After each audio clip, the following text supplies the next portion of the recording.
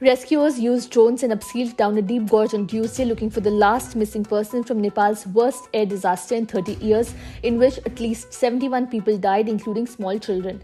Difficult terrain around the 200-meter gorge and poor weather was hampering the rescue efforts near the tourist city of Pokhara, where the Yeti Airlines ATR-72 turboprop carrying 72 people crashed on Sunday just before landing.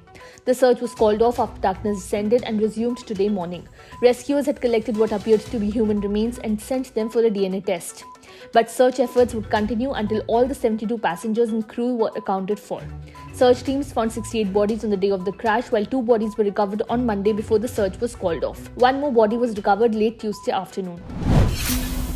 India's first aircraft carrier INS Vikramaditya is expected to come out of a major refitment at Karwar Naval Base end of this month and will be at the centre of events when Prime Minister Narendra Modi addresses the Combined Commanders Conference in March. The battleship is expected to start sailing around January 30th and sea trials will commence soon. While the Indian Navy expects flight trials on board INS Vikramaditya and its successor INS Vikrant to take place before monsoon, the 2 operational aircraft carriers will add heft to India's naval footprint in the Indo-Pacific. A decision on the procurement of 26 maritime strike fighters, including 8 trainers for INS Vikrant, will also be taken soon, with French Rafale M and US F-18 being the 2 principal contenders. The INS Vikramaditya has Russian MiG-29K fighters as the main weapon on board, while a landing of maritime LCA is also being considered on INS Vikrant as a test case scenario this year.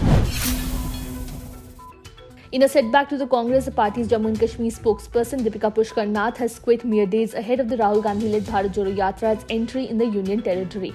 Taking to Twitter, Deepika Pushkar Nath said that the decision to resign from the Congress was due to the inclusion of former Jammu and Kashmir Minister Chaudhry Lal Singh in the Bharat Jodo Yatra. Accusing Lal Singh of backing the Kathua rape accused, Nath said that she was left with no options but to resign from the Congress, as she cannot share the party platform with such a person on ideological grounds. Significantly, Nath, a human rights lawyer based in Jammu, had spearheaded the move to get justice for the Kathua rape victim. She had initially represented the victim's family in the case. Latest to join the list of companies laying off employees is the American multinational technology corporation Microsoft. Recently, Microsoft Corp is contemplating to cut about 5% of its workforce, which is about 11,000 roles in the company. Some roles expected to be eliminated are in human resources and engineering divisions, the reports further stated. The expected layoffs will be the latest in the US technology sector, where companies including Amazon.com Inc. and Meta Platforms Inc. have announced retrenchment exercises in response to slowing demand and a worsening global economic outlook. Earlier in October, it was reported that Microsoft laid off under 1,000 employees across several divisions. Those cuts impacted less than 1% of the software giant's workforce of more than 200,000. The company had said in July that a small number of roles had been eliminated and that would increase its headcount down the line.